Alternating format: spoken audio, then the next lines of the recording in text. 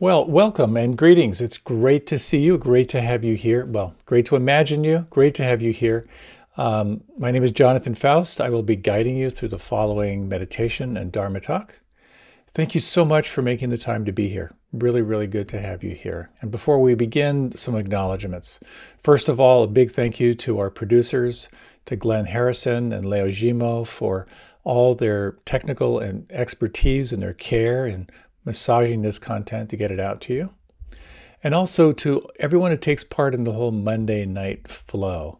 If you would like to take part in the whole smorgasbord experience at 6:30 Eastern Standard Time, you can join a mindful movement class led by one of three wonderful teachers, Rita, Anna, or Lynn. That'll take you up to about 7:30 when we have the guided meditation. And around 8, we go into the talk. And then afterward, a couple minutes afterward, you can join Mindful Dialogue, which is facilitated by Ray Manioki and Tara Cassidy. An opportunity to share about your practice, about the talk, just time to connect. Also, I would like to thank the Insight Meditation Community of Washington for hosting this and for all they do in supporting teachers and getting their goods out there. Also, a big thank you to the Unitarian Universalist Church of Arlington, which has been the host for Monday Night Meditation live, when we were live. And also, just to let you know that none of the sponsoring organizations and none of the teachers, including me, receive any direct compensation for this offering. So if you feel inspired to support this, please feel free to make a donation. It is gratefully accepted. It means that we can continue to offer this so that no one's denied access to these practices, no one's denied access to these teachings. I love being able to offer this in this way. It is, as I've shared before, a neurotic way to make a living, but nonetheless, it feels pretty wholesome to me. So thank you. Also, if you would like to join the mailing list, there's a weekly and also the monthly. And in the monthly, I offer a summary of talks, resources for your practice, and I also share my best photography from the month, usually from along the river where I live and spend a lot of time, the Potomac River here. Mostly just really, really grateful to have you here. The final thing just to share before we launch in, this Saturday on the 21st, I believe, I'm going to be offering a day-long. And the day-long retreat online is going to be on inquiry, the power of questions. It is a topic about which I am very, very excited because the right questions literally can change your life. This will be experiential. It'll also be relational. That is to say, you'll have time to kind of share your observations and your discoveries with others and inevitably to be inspired by them. So with that, let's prepare for our meditation. If you like, you can close your eyes, and you might like to make sure that you're not going to be disturbed, but mostly you want to be able to kind of prepare yourself for the most optimal environment where you can relax and also pay attention. So feel free to move, to adjust your posture in any way that feels right for you.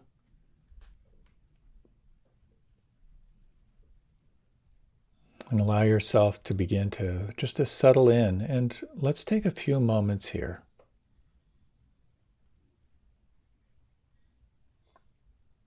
Just to notice what happens when you consciously try not to make anything happen.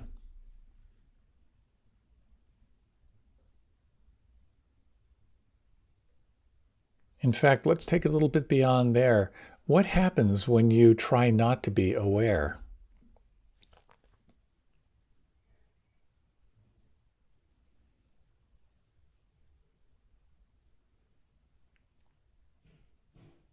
And you may notice that if you try not to be aware, that in the background you're still aware. That sounds are happening around you. The breath is happening all by itself. You may notice that there's kind of what we could call a stream or a flow of your experience, and it runs at with all different kinds of content. On the one level, there's just the sense of energy. And you may feel right now, if you just soften your palms and you feel into the palms, that there's kind of an energetic sense of here and now. There's pulse, there's tingling.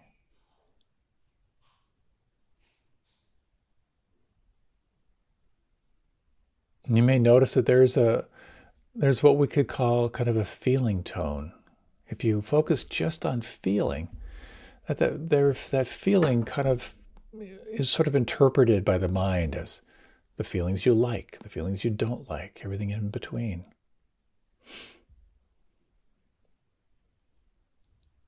There's a flow of thinking,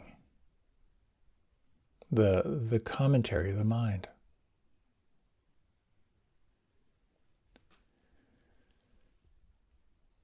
There's a flow of what we could call emotion. Is the heart open? Is the heart closed? Are you pulling away? Are you leaning toward?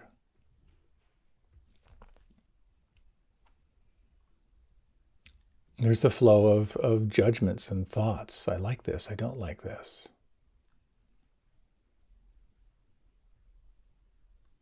It's kind of the flow, what we could think of as our habitual ways of being. And can you just sense for a moment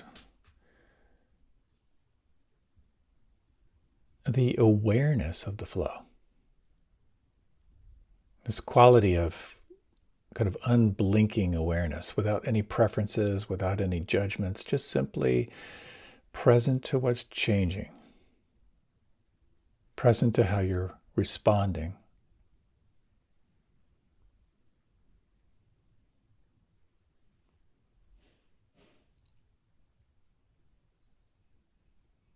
And you may find that in order to sense that quality of this observer without preference, part of the access point is really, it's two things. The first is to deeply relax. The second is to cultivate a quality of alertness, where you're actually aware of the details, of the granular experience, this breath.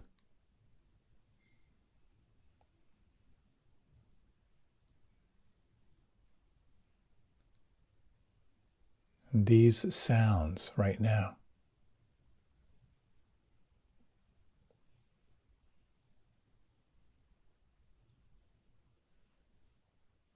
Relaxed and alert and receptive.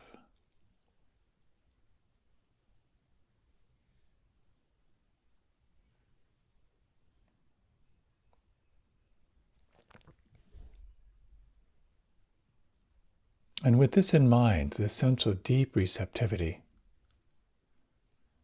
you might like to, right now, notice what could soften. Could anything relax or soften even more inside right now? You might scan through the muscles of the face. Let your face be expressionless.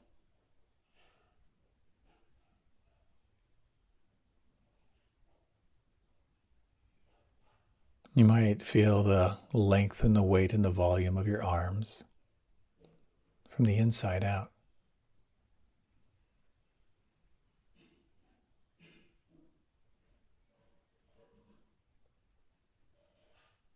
Feeling the palms and the backs of the hands.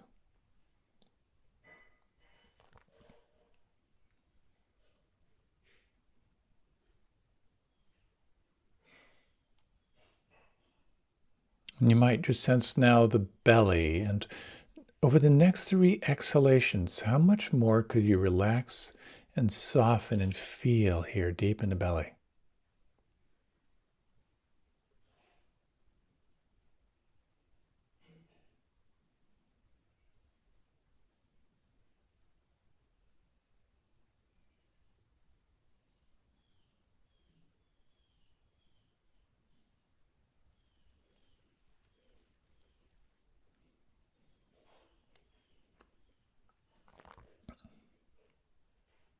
Sensing from the inside out the length and the volume of your legs.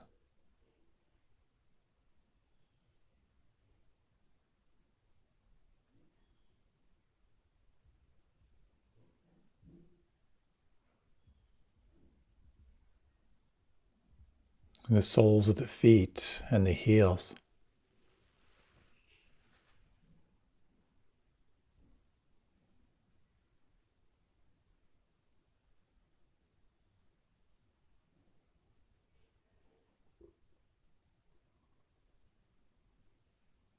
And just notice now what could relax or soften even more on the inside.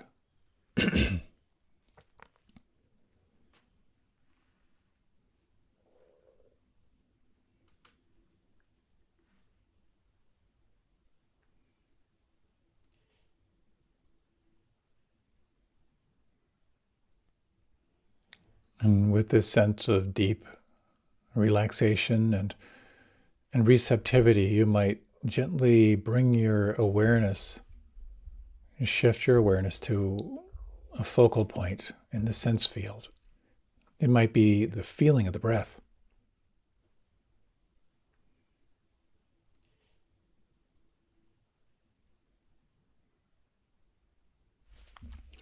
And where do you feel the breath the strongest right now?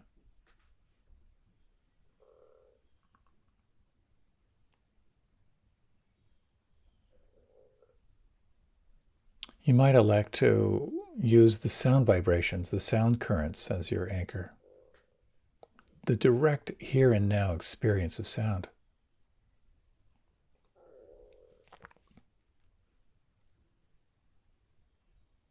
And some people find the feeling in the palms, a sense of pulse or tingling or aliveness as a powerful anchor.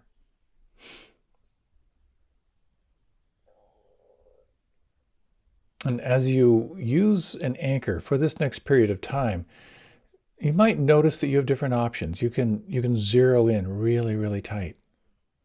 You might narrow your attention to the breath at the rim of the nostrils or at the septum.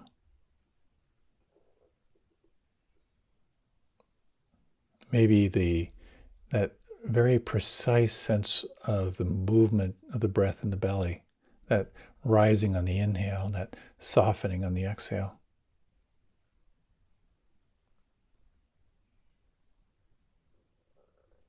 Or you might broaden your attention a bit to just the general sense of the body breathing,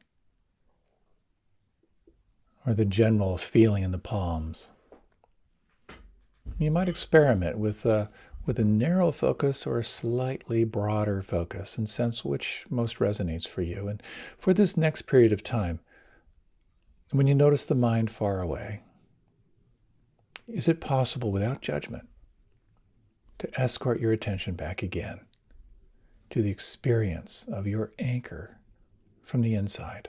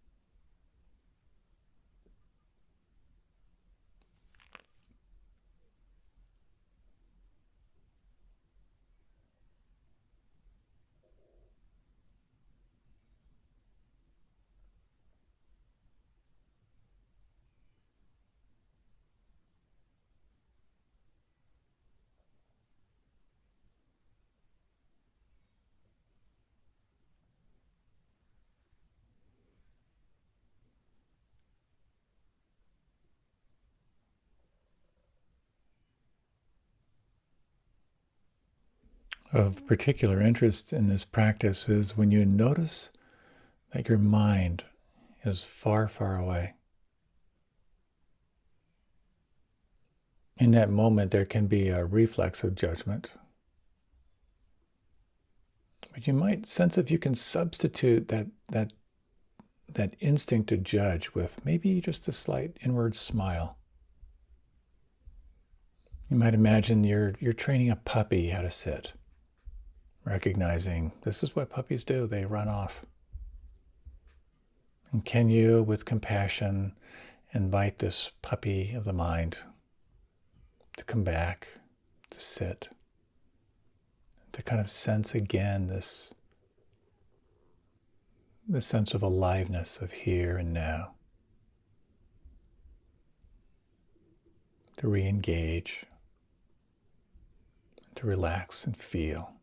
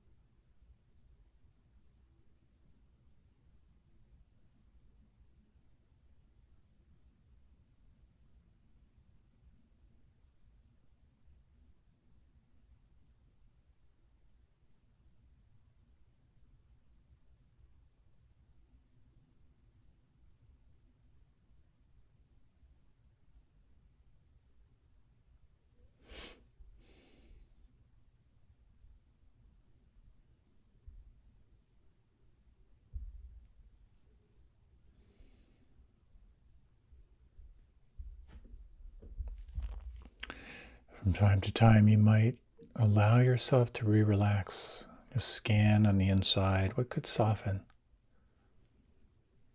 The face expressionless, the tongue relaxed,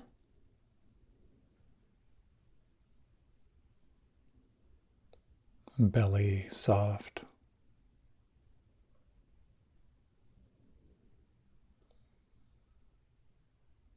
Palms open.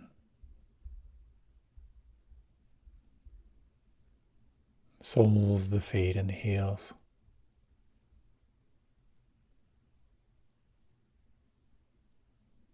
Sensing from the inside this point of contact with your anchor.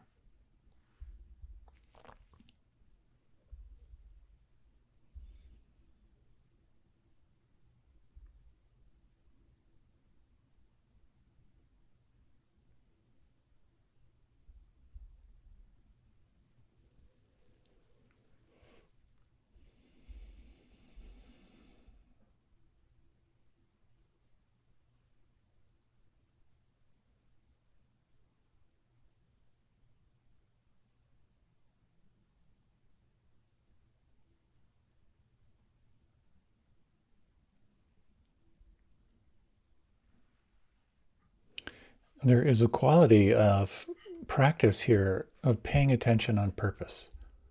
That is to say, having your anchor and willfully guiding your attention back when the mind has wandered. This form of practice can be calming. It can help you to arrive. It gathers your attention in the here and now. There's another quality of paying attention, which we can think of as developing your capacity to be the observer or the witness. And here you can widen your attention to the periphery. So you might be aware of sound, for example, as your primary focus, but then noticing everything around it, noticing the background, all the other elements of this sense of flow. And here you can toggle your attention from awareness of your anchor, the feeling of your anchor, and then broadening and widening, noticing the stream. And as always, when the mind gets lost in the stream, you can guide it back, soften again, relax, and use your anchor as a way of reconnecting with the here and now. And then as you're ready, when it feels right for you, you can again broaden and widen. Sense the seat of the witness. Notice how intimately you can be aware of the flow and explore what it's like to let it be.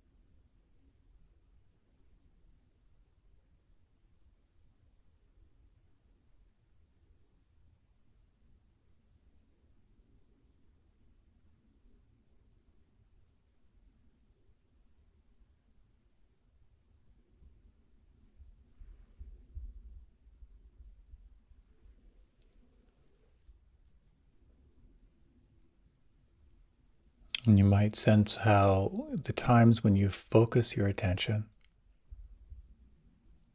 there is this willful gathering of awareness in present moment time, this breath, these sounds, the feeling tone inside.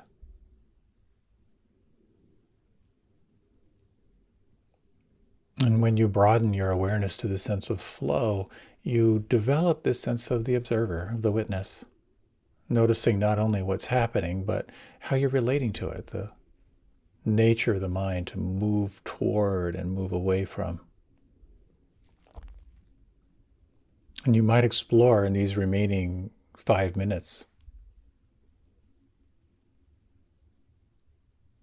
the qualities of being, letting any grasping on your anchor, letting that fall away. Let the anchor drop. And is it possible to imagine yourself as a wide open sky, spacious, and aware of all that is passing through this open space, like weather systems, this flow of sensation and thought and feeling, of habitual ways of perceiving, relaxed and open, spacious and allowing.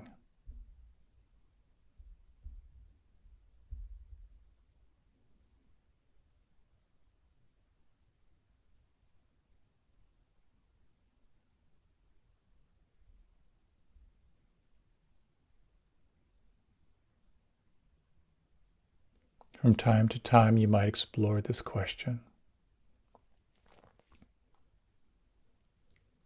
Is it possible to relax, to soften, and let things be?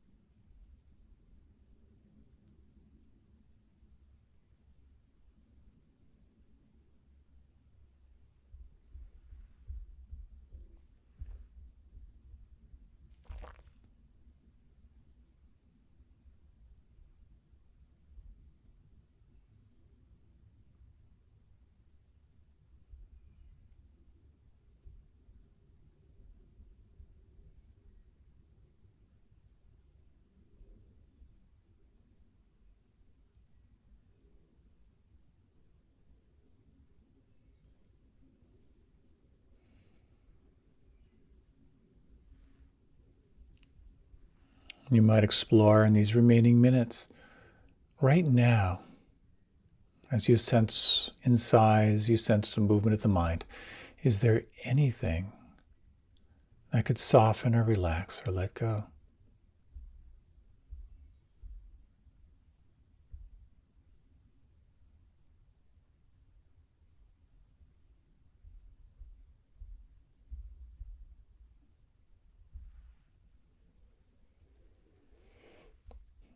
Is there anything that could soften or relax or let go even more than that?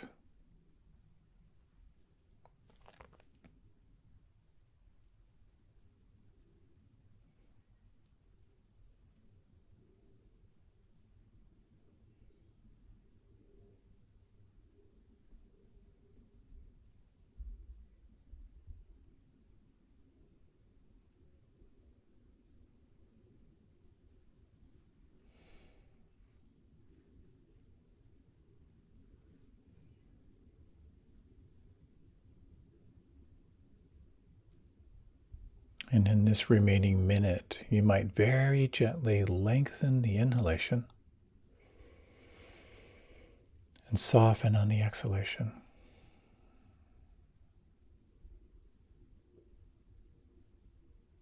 And notice this quality of presence.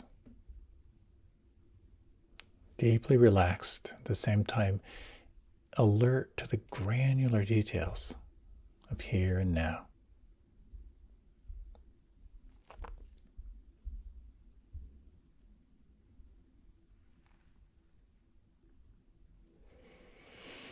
You might begin to deepen your breath a little bit deeper, let your body move a little bit, let your attention open to what would feel good. Let your body stretch and move in any way that feels most pleasurable to you.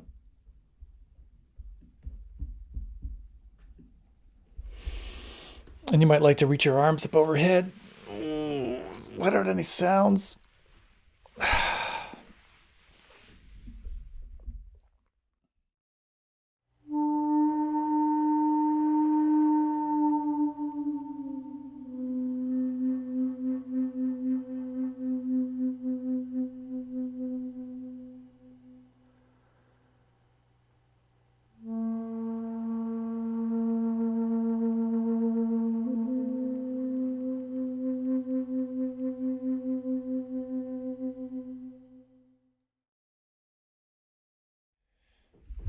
Welcome.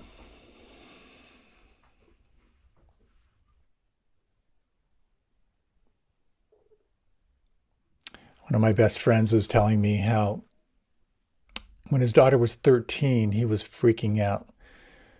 She was doing terribly in school. She wasn't doing her homework, wasn't turning in her homework.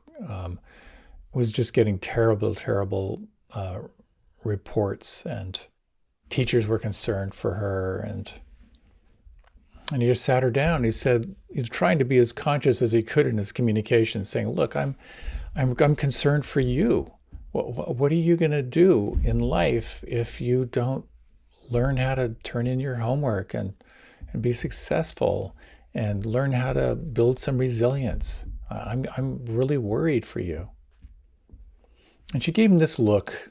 He kind of rolled her eyes, gave him this look of like, "You poor, pathetic man." And she said, "Dad, don't worry. I'm going to marry a movie star."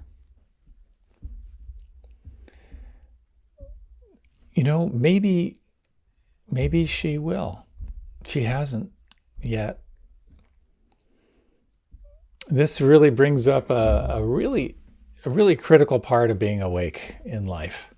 And it has to do with our relationship with delusion.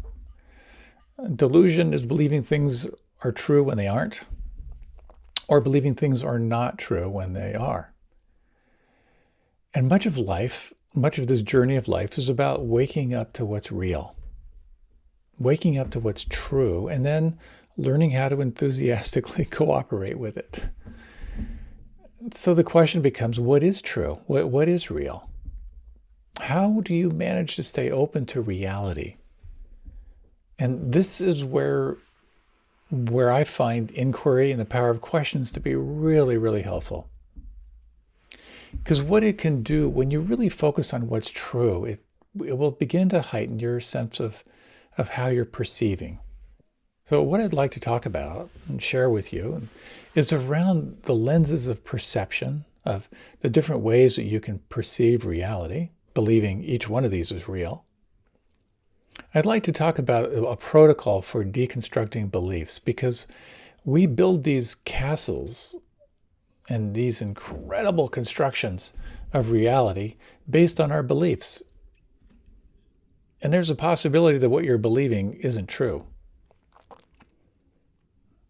Also, I'd like to talk a little bit about dismantling the sense of who it is that's perceiving reality, and how do we go about kind of deconstructing our personal sense of reality that may have nothing to do with reality.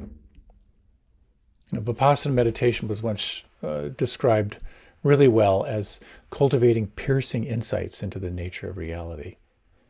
It's a daunting thing, it's a scary thing sometimes, and it's a deeply freeing thing. So you may be familiar with the chakras. These are and again, there are many different ways of exploring these energy centers in the body, but in classical yoga, or some form of classical yoga, some people say, no, that's not classical, this is classical, but one particular filter are these different 7 energy centers, and they represent different levels of perception. So imagine you're going to a party. Now, in this mix of party, and I don't know about you, but since COVID, I've become more and more agoraphobic. I'm just really used to being alone. So when I go into any mix of people, one level of perception is we can relate to sort of the root chakra, which is at the base of the spine, which is around feeling safe. So you might be in this mix of humanity, and you might be feeling, who here might kill me? Does anyone here have a handgun? Who looks unreliable? So this is one filter of perspective where you're scanning for danger.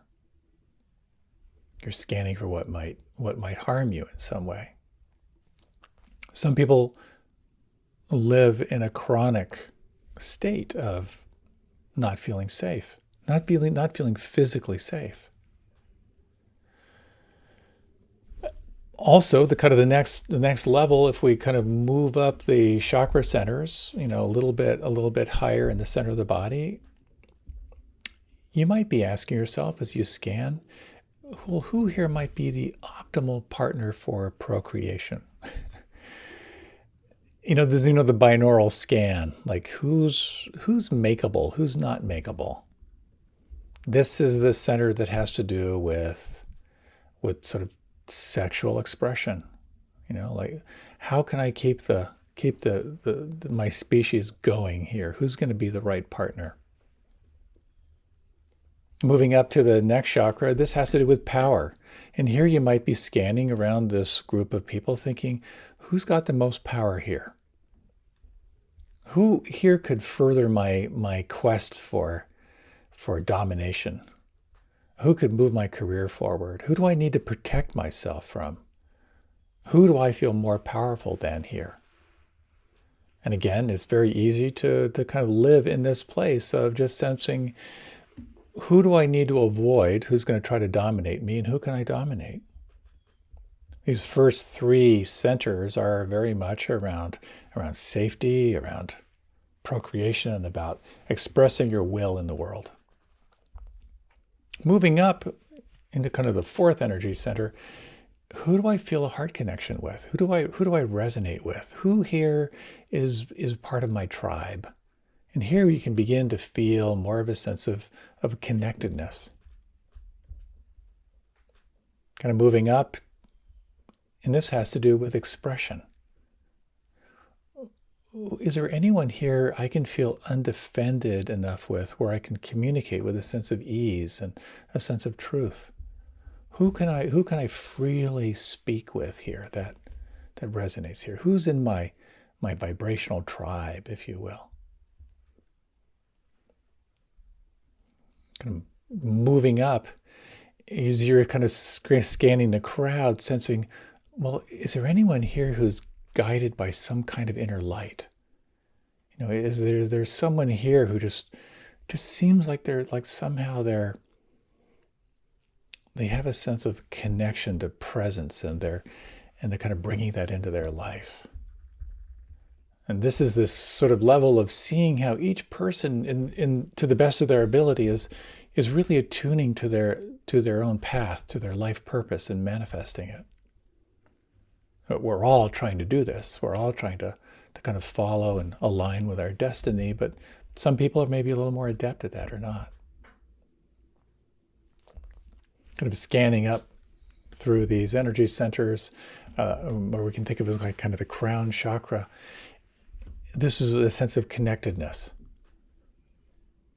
where we perceive that we're all individual expressions of the same energy. Like Thich Nhat Hanh speaks of how when you're in a garden, there are all these different expressions of the same life force. So imagine being at this party where you're just seeing the beauty of each person as an individual expression of this kind of divine light. I find there's something really cool about that way of perceiving. So when you're in a crowd, what do you see? Do you see just people who are kind of in your way as you're on your way somewhere?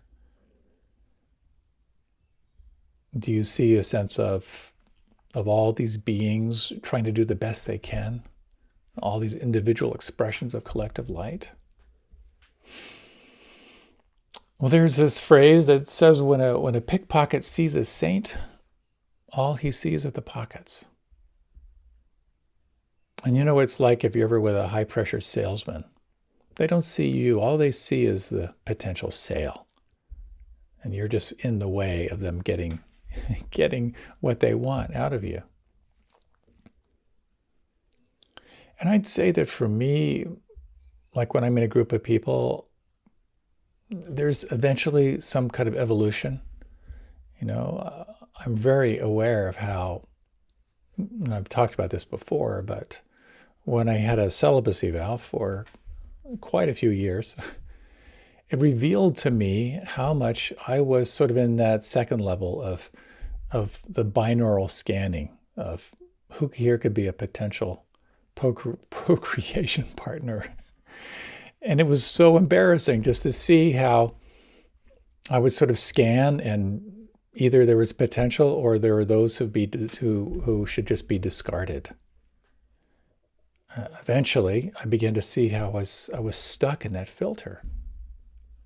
That all I was seeing was ways that I could sort of express myself sexually. super embarrassing. But I also began to see how when I could work with that, it's almost like I could move my awareness up to a higher center.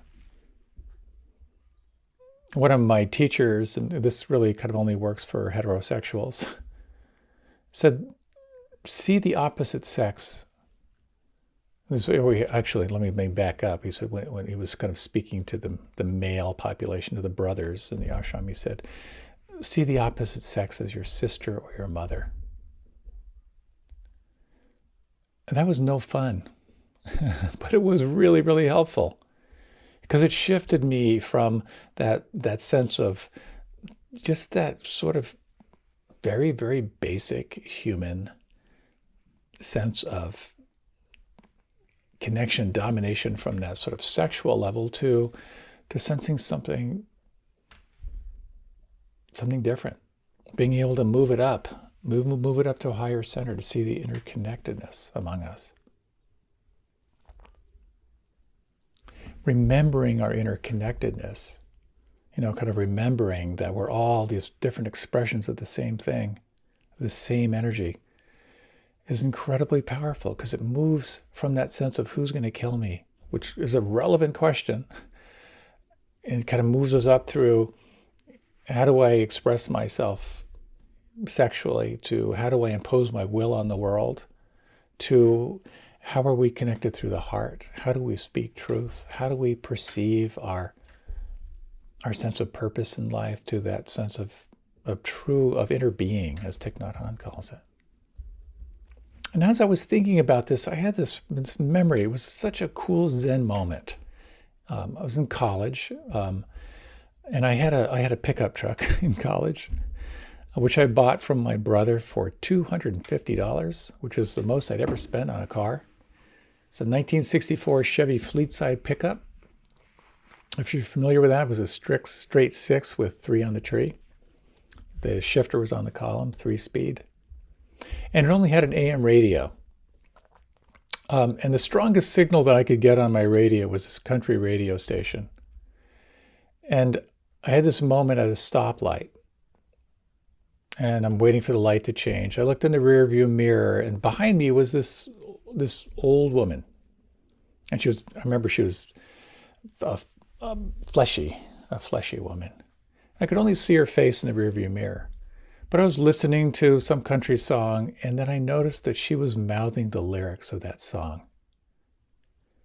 It was just this incredible moment of that she and I were listening to the same song. And then as she was sort of singing the song that I was listening to, as I was watching her lips move, it was this really beautiful moment of how we're all listening to the same frequency. How we express it, of course, is unique, but that same frequency of a present moment awareness. So I find this perception of the chakras, or these energy centers, I just find it to be a really interesting lens through how we can not only perceive internally, but how we view life. And it's very aligned, in my mind at least, with Maslow's hierarchy of needs. Once we have that sense of physical safety, then we naturally have a desire for expression. And the next level of expression is sort of that sexual expression. Kind of when that's handled, then we have kind of the sexual energy is also, it's creative energy. It's energy that wants to move, it wants to express itself. And then that comes up into expressing ourselves through our will, hopefully through right livelihood, which opens the heart, which opens our capacity to speak, which opens our capacity to align with our purpose, which opens in the presence. So I'd be delighted to talk more about these energy centers and their expression, how to meditate with them if there's interest. But what it points to, in my mind, is that on one hand, you are this pure awareness. That you are this sort of unconditioned presence. And that unconditioned presence it's open, it's spacious, it's timeless. It has this quality, it's beyond judgment, it's beyond preferences. It's this deep, deep sense of being. We have access to that. But within that framework of presence, we also have these energies that are focused on being safe, staying alive, expressing yourself in the world, keeping the species going, around power, expression, connection. And so as we pay attention, as we practice self-observation without judgment, we can notice the different levels of how these energies express. And I always find it really, really interesting to sort of see this chain of manifestation at the most fundamental level of who you are. Just pure energy. The energy is not good, it's not bad, it's life force, it's chi, it's ki, it's Holy Spirit, it's prana. That energy inside of you is then interpreted as a feeling tone. A feeling tone, 3 feeling tones: pleasant, unpleasant, and neutral. There's the energy that you like, the energy you don't like, and the energy that really has no particular impression. Without even being aware of it, you will then interpret that feeling tone, and it'll show up as thoughts. Oh my God, here comes that ache in my shoulder again. Why did I try to lift that box the other day? And then on and on and on. Or, oh my God, here's this feeling of relaxation. Oh, why don't I do this more? Etc., etc. So, out of the thoughts are formed beliefs. And beliefs are thoughts that you've simply thought 1,000 times that calcified and hardened into a belief. If you're not aware of your beliefs, they form your habits. And if you're not aware of your habits, they form your character. And if you're not aware of your character and your character structure, that's your destiny. So, of course, in mindfulness, you're guided back to the here and now. Back to this energetic sense of presence. And what happens when you can do this, and sometimes you can. You can just be aware of present moment awareness before the thoughts proliferate. The idea here is that when the mind kind of goes off into its commentary and its narrative and those 50,000 or 60,000 habitual thoughts that we think every day, when we disassociate from the thoughts, we come back to the energetic sense of here and now. You stop the proliferation of thinking and you re-arrive, even if just for a moment. And every moment of re-arriving is this fresh experience of here and now. And it can create dramatic shifts. It shifts your nervous system. It shifts all the hormones and neuropeptides in your brain. It shifts how much you believe your thoughts. It sets you up for insight when you can recognize that you don't have to believe every thought, and you can begin to see into the conditioning of that, of who you are. It can strengthen your sense of the witness, the one who is aware. It can give you access sometimes to back to that timeless, unbound sense of free awareness.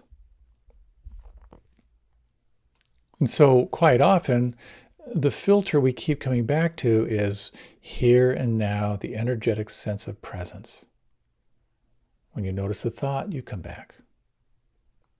Of course, as you go deeper into the practice of Vipassana meditation or mindfulness meditation, you then begin to be instructed that, well, actually, you can explore other things too than just here and now.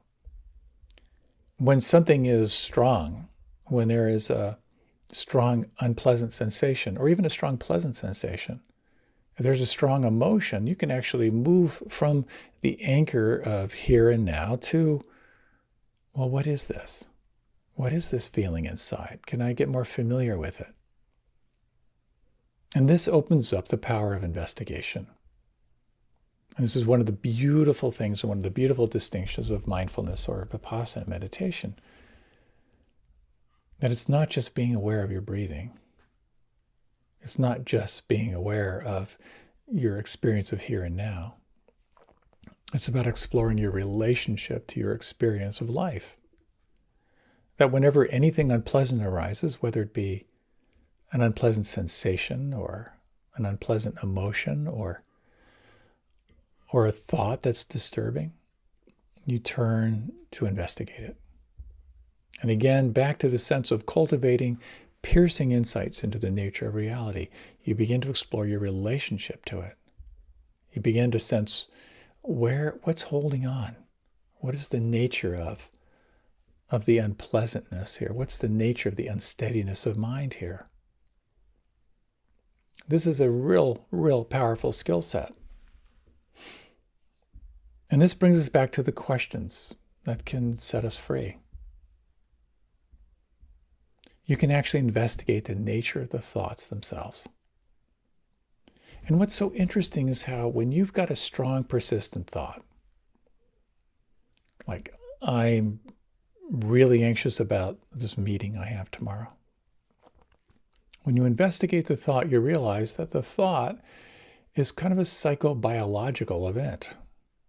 That is to say, you have the thought in your mind, but if you investigate it, you'll recognize that that thought actually kind of lives on the inside. That it shows up in your nervous system, and it'll show up as a feeling. And that feeling may be strong, it may be kind of unmistakable. It could be that tightness in your gut, it could be the lump in your throat, it could be that crushing feeling in your chest. Or it might be sort of amorphous and vague, just kind of that sense of low-grade anxiety, kind of like low-grade fever. Or at times it may be really strong and then recede. But when you take the lens of awareness and you begin to investigate, where does that thought live on the inside? How old is that? How old is this feeling? How does this feeling want me to be with it right now? You can begin to unwind these deep-seated inner tensions. Really powerful stuff. Deconstructing kind of the thought process. And as I mentioned earlier, sort of energetic experience, feeling tone, thought, belief, habit, character, and destiny. You can also investigate beliefs. And that's what I'd like to talk about with you a little bit here. Just being aware of my time. Time's flying. There are many different systems that can help you through potent questions to deconstruct beliefs, but probably the most popular in our culture right now is the work of Byron Katie. Beautiful work. These essential questions that will guide you into really exploring your relationship to belief. And what I'd like to explore with you is to sort of take you through an example of when I was exploring with someone, and then an opportunity for you to explore how this might be helpful for you. Now, inevitably, our life is just filled with challenges.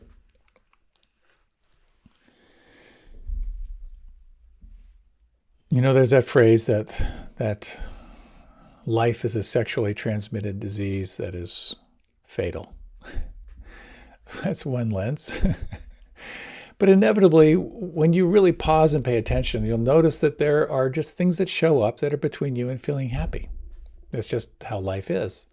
We have moments, of course, of beautiful equanimity where there are no complaints, but oftentimes our life is filled with both subtle and gross complaints.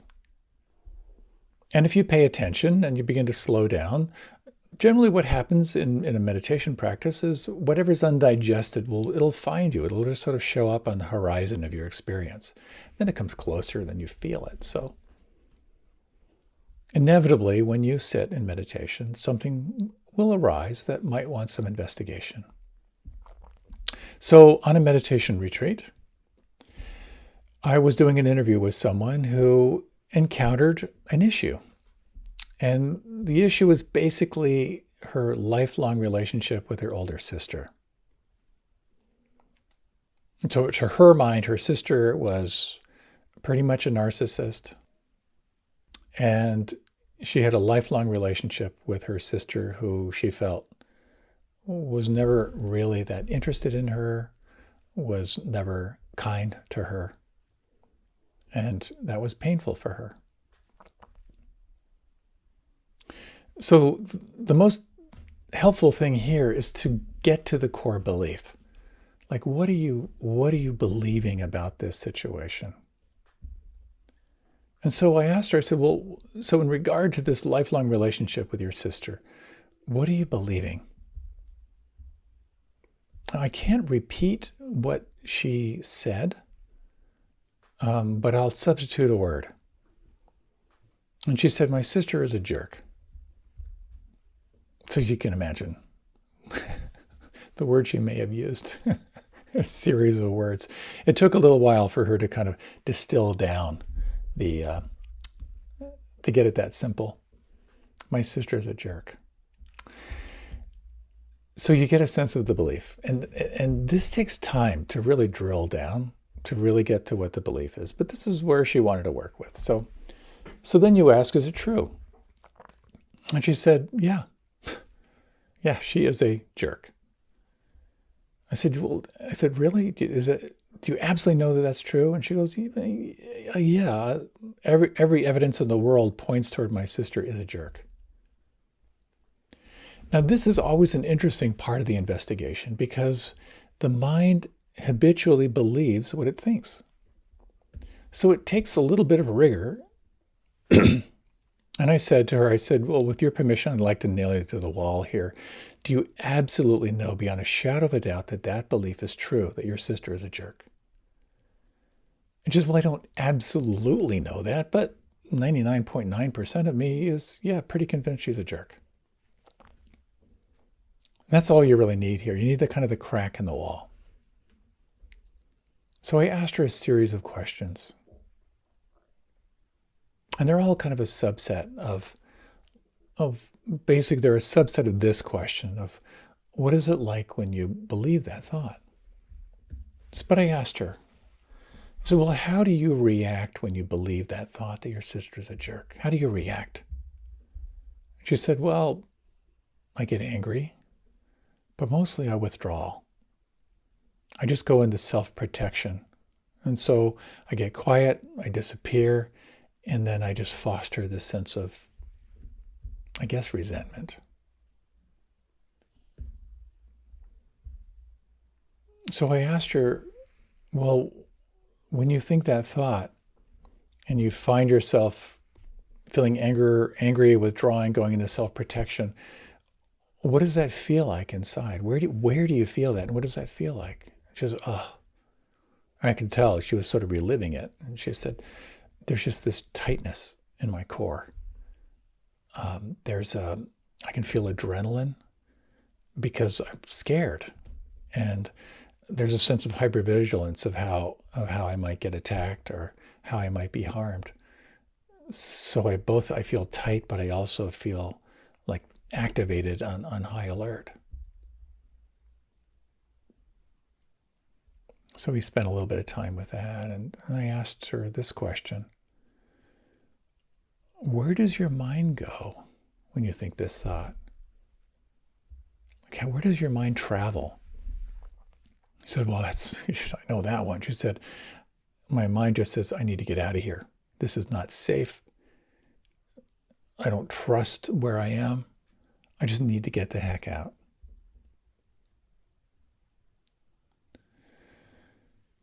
So we'll kind of slow down to kind of acknowledge that. And I said, is there any kind of addictive behavior that kicks in when you think this thought? She said, oh, yeah. She said, I said, I guess I'm a workaholic, but I get busy. And it's kind of like I soothe myself by getting things done. It also kind of helps me that I'm making my own way because I don't have to depend on her. It's pretty powerful. And so then I asked her the next question. I said, when you think that thought, my sister's a jerk, what's the payoff for you? Is there any, what's the benefit for you when you think that thought? It's kind of a long pause. She said, well, I get to be right. I get to stay safe. I don't get brutalized by her.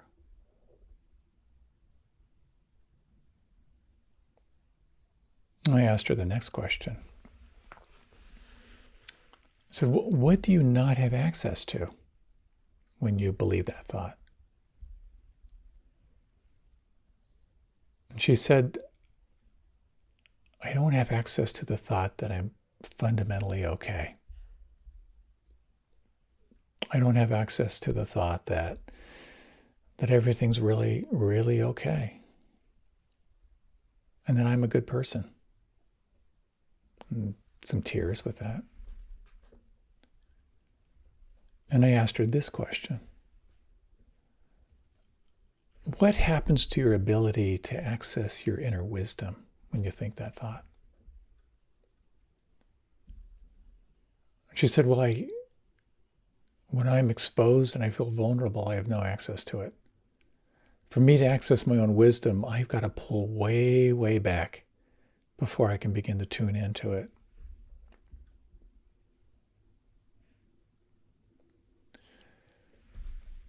So then I asked her the next question. Again, these previous questions are kind of a subset of like, what's that like when you believe it? And I invited her to sort of like reconnect with the feeling on the inside of how that thought lives in the nervous system. And then I asked her this question. Who would you be without that thought? And there was a long pause. And her whole posture shifted. Her face softened. And she said, I'd be okay. And she was breathing for a while. And she said, I'd be more than okay. I'd be happy. I could breathe. And so I invited her to just to be with that. And then there's just this sort of like inner expansion that I got to witness. For her to move into that question of who would I be without that thought, it was like watching years drop away from her face. Such a powerful experience.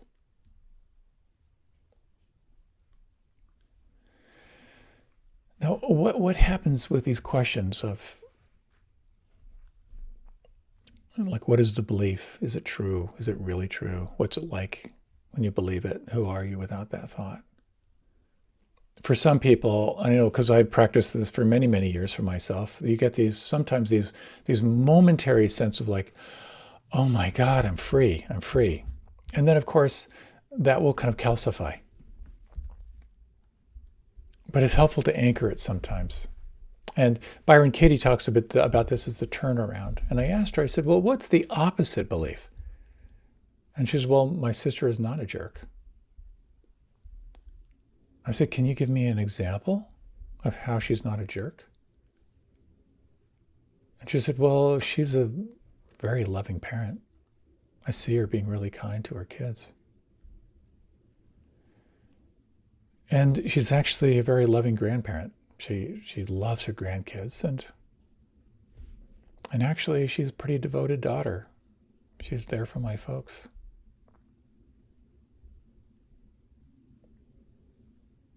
I said, well, so what about this belief, my sister is a jerk? What if you tried that on for yourself? What about the belief I'm a jerk? And she had her eyes closed. She said, yeah, I've been harboring resentment most of my life against her. I speak ill of her whenever I can. I cut her off. I try to punish her by withdrawal. And then I could feel a real tenderness. And I invited her back to that inquiry, who are you without that thought? And again, she reconnected with that spaciousness. So powerful. Such powerful questions. Now, I would love to guide you through here, and I'm aware of the time. So we'll take this right up to the end. We might move a little fast, just to give you some warning. But perhaps it can give you kind of a taste. So if you like, you might close your eyes and bring into mind, and you may have already thought of something that's between you and feeling happy, something between you and feeling free. And just take a few moments and sense, what are you believing here?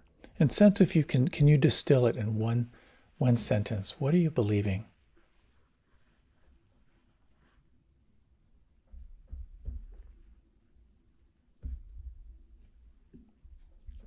And you can ask yourself, is it true?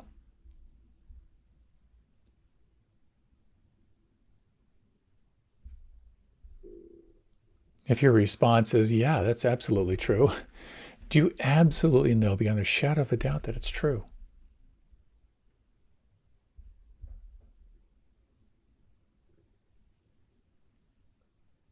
And let's explore these questions that might help you to deconstruct this belief.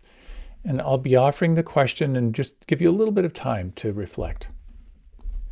When you think this thought, when you believe this belief, how do you react?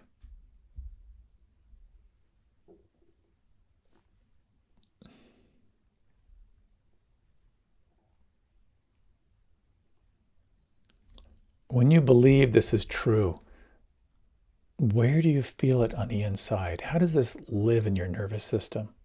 If you could describe it to someone listening in a way they could recreate the same sensations, where do you feel it? Can you find a word or two?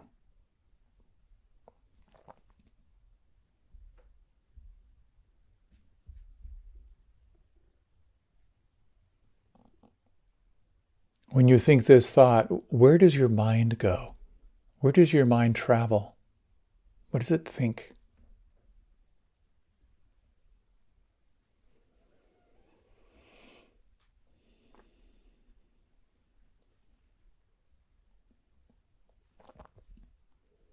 Are there any addictions that kick in when you believe this thought? How do you self-soothe when you think this thought?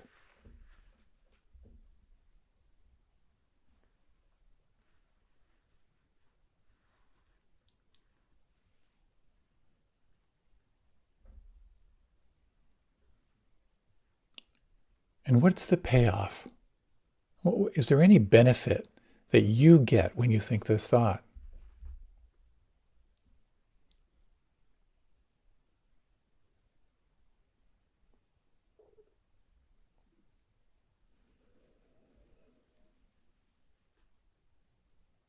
And what do you not have access to when you think this thought? What happens to your ability to access inner wisdom when this thought is fully present?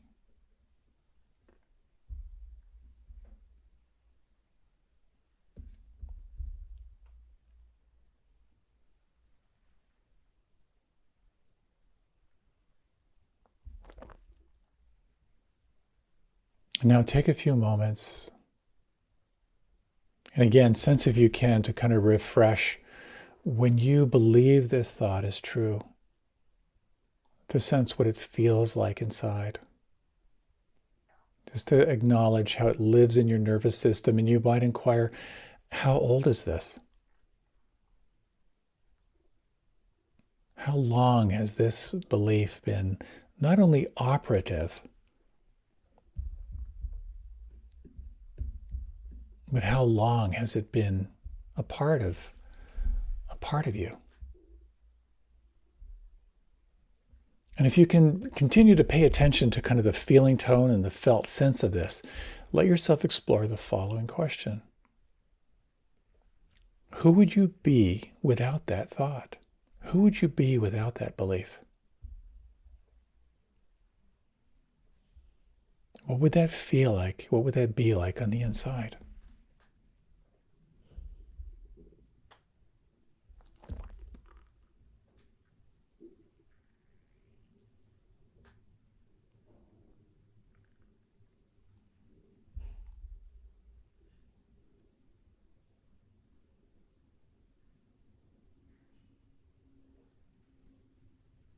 You might now just gently deepen your breath.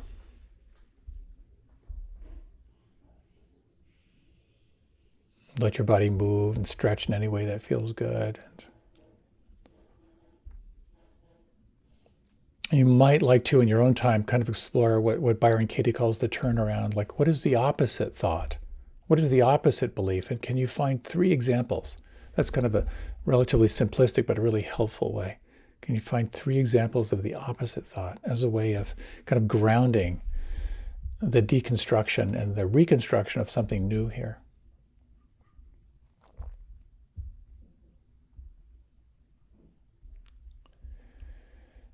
These questions can be incredibly, incredibly powerful.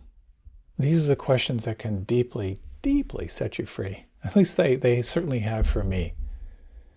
And again, I encourage you to check out Byron Katie's work. That goes into great detail. You can watch her facilitating people. But I just wanted to really take this time to share these with you, because these are the tools that allow us to kind of disconnect from all the energy centers that are devoted to the separate self, and help us to connect to our true nature, to access again that sense of who we are. I'd like to end with this beautiful quote attributed to the Buddha. And it has to do with beliefs. And this quote doesn't mess around. This is attributed to the Buddha. Do not believe in anything simply because you have heard it. Do not believe in anything simply because it is spoken and rumored by many. Do not believe in anything simply because it is found written in your religious books. Do not believe in anything merely on the authority of your teachers. Do not believe in traditions because they have been handed down for generations. But after observation and analysis, when you find that anything agrees with reason and is conducive to the good and benefit of one and all, then accept it and live up to it. In order to come into true alignment, it requires an incredible rigor to explore what you're believing. And I hope you found these tools helpful for deconstructing the beliefs that ultimately do not serve you and do not serve all, but might, in fact, open you to new possibilities in your life. Thank you so much. Great to be with you. Many, many blessings, and I look forward to being with you again. Happy trails.